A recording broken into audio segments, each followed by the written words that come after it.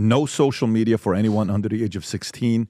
What to know about Australia's new ban. Rob, if you have the clip on this, a ban on social media for children under 16, which drew criticism from social media companies and leaders, passed the Australian Senate on Thursday, poising to become the world's first law designed to keep children off social media. The ban, which would allow Australia to fine companies for not preventing children from the age of 16 having accounts, passes 34-19. I mean, that's like a overwhelming victory on Thursday after passing the House 102-13 on Tuesday, according to Associated Press.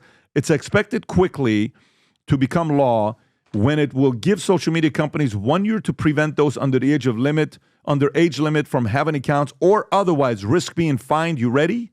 $33 million per. Did you hear that? For what?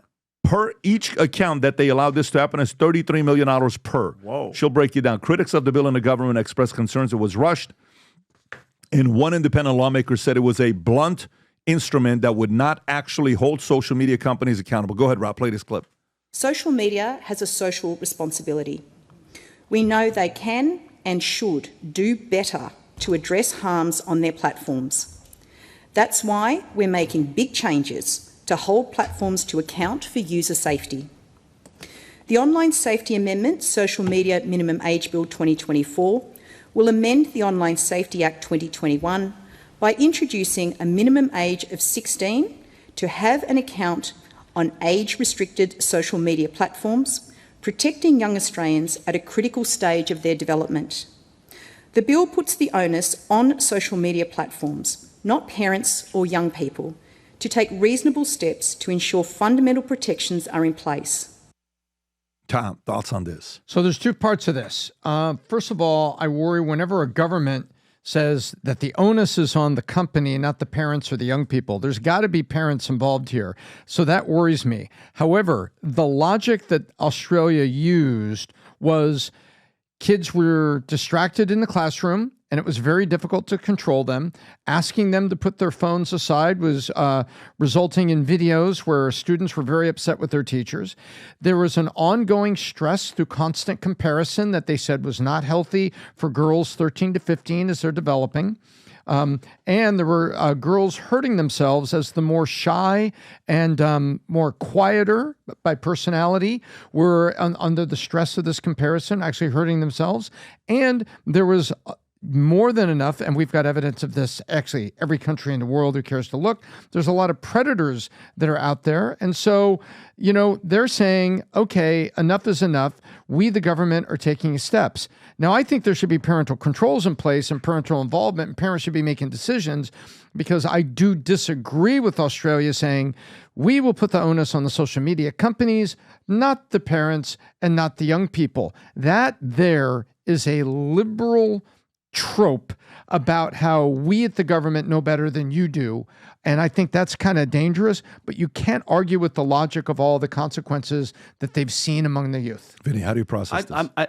I think it's, and you know how I stand with the social media, with the kids and the phones and the, just, you know, watching how, you know, how you are with the kids with time. Like I am pro letting them live their lives, go out, play, meet people, do their thing. I think social media at a young age is messed up, but this is Australia we're talking about. Like, let's not, if they care so much about the kids, look at what they made them go through during the COVID lockdown with the schools, man, and the mask. I saw videos of them shoving masks on this kid. The kids are crying, and then vaccines and all that stuff. So I think it's a good idea. Their track record isn't that good, but you know, I don't have any kids, but the same token, I wouldn't want them rotting their brains on social media at a young age. I think 16 is a good age where you're like, okay, I've lived my life. I know how to meet friends. I know how to socially interact with people. Tom, I know how to talk to people. I went to a restaurant this weekend. It was Umberto's birthday. I'm going to a restaurant, and the whole everybody was on a different social media app. The mom was on TikTok. The father was on TikTok. Nobody was talking to each other. The kid, I didn't hear one. I mean, people were complaining because they were like, dude, thank God the kids aren't making noises. Not one peep from anybody at that table. And there was another table, and they were all on TikTok, just like this, like zombies. Nobody was talking. I think it's actually a good idea to keep it to 16. Yeah, I think at the end of the day, young people need to prioritize socializing over social media. how many young people do we meet that can't even look you in the eye and shake your hand? Yeah, they're on their or they give phones. you one of these Yeah. dead fish things. Or, you've seen a whole table of dinner and then everyone's just kind of sitting here like Yeah. this. I love the fact that when we have dinners now, we actually have to Hot- put get our the phones phones away. away. I love Hot it. route right there. But, Ron DeSantis came about 6 months, a year ago, had a new law in Florida. You have to be at least 14 years old to start a social media account unless the parent authorizes this. Now, Australia is pushing it out to 16, a little on the older end of this. But then you juxtapose that with when you ask and you poll young people, what do you want to be when you grow up? What do they all say? I want to be a YouTuber. I want to be a TikToker. I want to be an influencer. So how are you going to basically stop young people from accessing social media? Are you giving them phones? I mean, my nephew, he's 12 years old. He has an Apple Watch. Do any of your kids have a phone yet? Tico has none of them have a phone. So this comes down to, Tom, as you said, parenting. What are the parenting comfortable with? I have a good buddy of mine. I won't mention his name. He's going through a little situation with his wife right now and the kids. And the oldest kid, I think he's like 10 years old. All he does is do this on his phone. And he's posting clips to YouTube. And I'm like, you got to stop your kid from doing this. He's like, I can't. There's a restraining order. There's all this issue going on. But I'm looking at the guy basically melt because he can't stop his son from basically doing all this nonsense on social media because the wife is totally cool with it. So, Rob, this what do is you a think? conversation that needs to happen. Rob, what do you think? I have a 15-year-old, and he is not on any social media platforms. We take his phone. I took what you did with, I know that you have a rule with your children where they have to read in order for them to get things. We started doing that with my son. He has to do 30 minutes of yoga. He has to do 30 minutes on the treadmill. Then he can have his cell phone, but his cell phone doesn't have any apps on it that are tied to social media. So the only things that he can really do on the phone is text his mother and I and make phone calls to his friends. Otherwise, they get in that doom scroll where they'll just continue to scroll and scroll and scroll, and it drives me nuts. And I agree. I went to a restaurant with my family and saw the same thing Vinny did. You look around, every single person, they just hand the phones to the kids because it's an easier way for parents to parent instead of actually doing the hard work of parenting. Yeah, Tom calls it what? The electronic pacifier. Just I don't want to deal with you. Are you good with it being illegal? No. Why? I agree with Tom. Too much government overreach. I would prefer to force parents to do the job of parenting. And if they don't want to do that job of parenting, then there's going to be ramifications that are going to affect their children that they're going to have to deal with for the rest of their lives. Look at Hunter Biden is a prime example of somebody who was babied his entire life, was given a silver platter, and now look what he does. He gets a pardon for doing all of these things. It's starting a bad trend for kids and parents. So when is law good? Is laws always bad? Like, for example, should we make cigarettes available to kids under the age of 18? It's unhealthy to smoke cigarettes, right?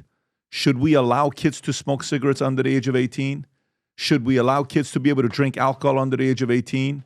Should we allow kids to, because some may say, well, no, cigarettes is actually in health. It's bad for your health, and drinking is bad for your health. Social media is actually bad for your health because interaction with other human beings is part of your health. You being addicted to a mechanism is a form of a health, issue, right? So I'm just trying to play the devil's advocate to play the argument that somebody may say, okay, you want to be the guy that you're worried about overreach? Great. Why don't we just remove age categories on cigarettes and alcohol, Tom? Why don't we do that? What do you say to that person? Well, there's two sides to it. First of all, once the research is apparent, this is the role of government. Government is to build a border and protect that border, to protect you from known threats. And once we discovered what we discovered, that Chesterfield that had been paying doctors, they're saying, my doctor smokes Chesterfield, and it says it contained vitamins. That was an ad that the industry actually did.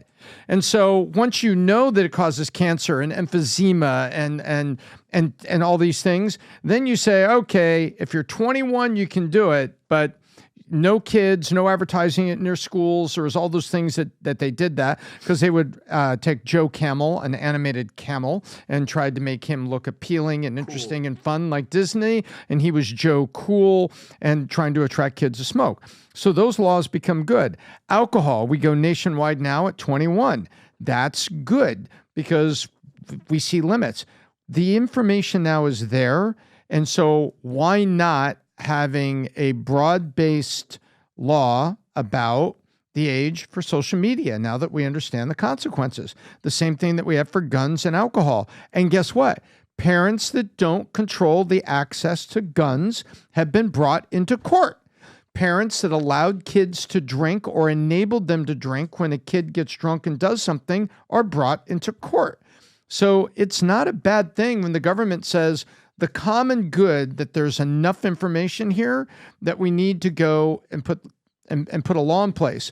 What bothers me about Australia is the quote saying the onus is not on the parents. No, I'm or with the that kids. there. I'm with that there. That quote No. flips me out. No, I'm with that But there. government making limits and guarding those Yeah. limits is not necessarily a bad thing. I'm with that. All I'm trying to say is because to me, if it's overreach, well, then guess what? Parent better so your kids don't smoke cigarettes.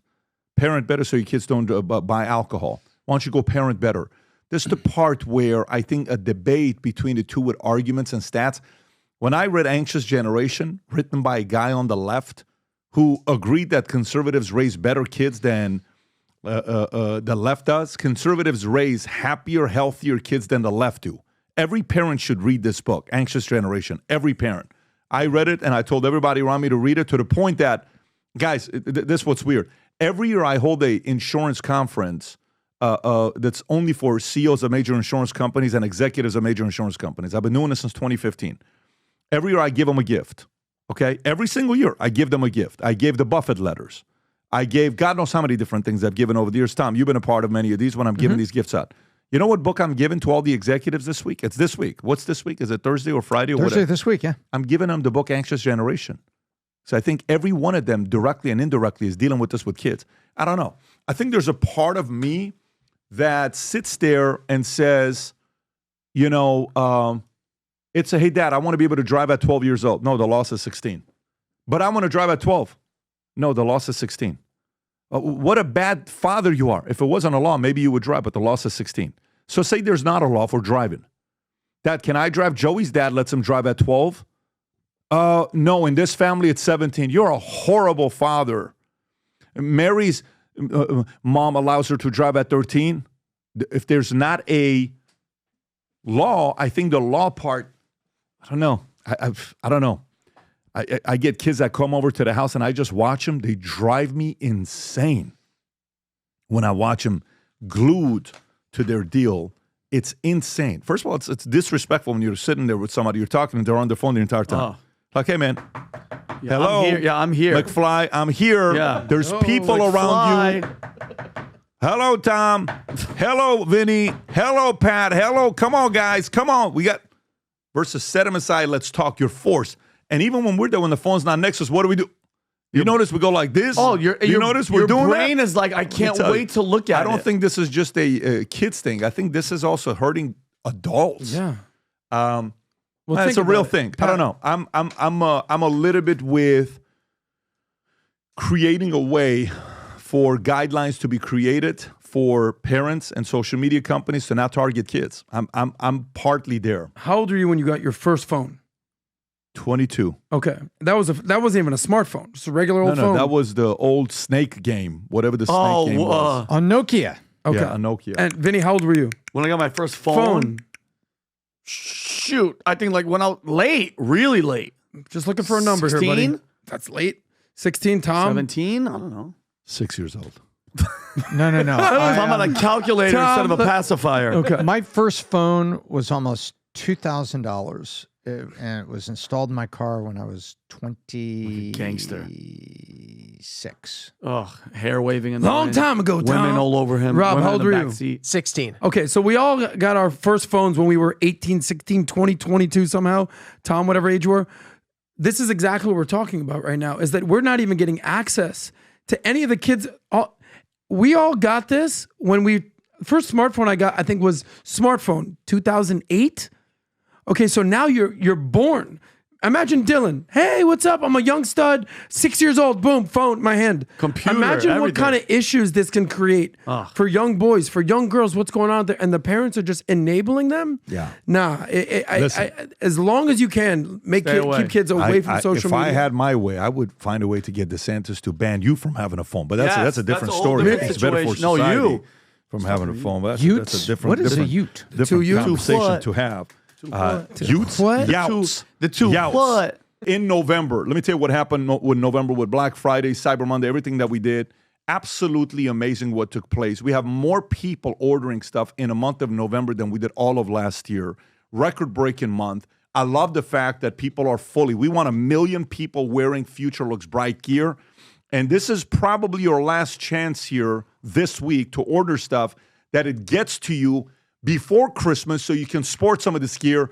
We have the Merry Christmas hats that you can go order. Anybody that orders, the first 100 that order, we still have some ornaments left.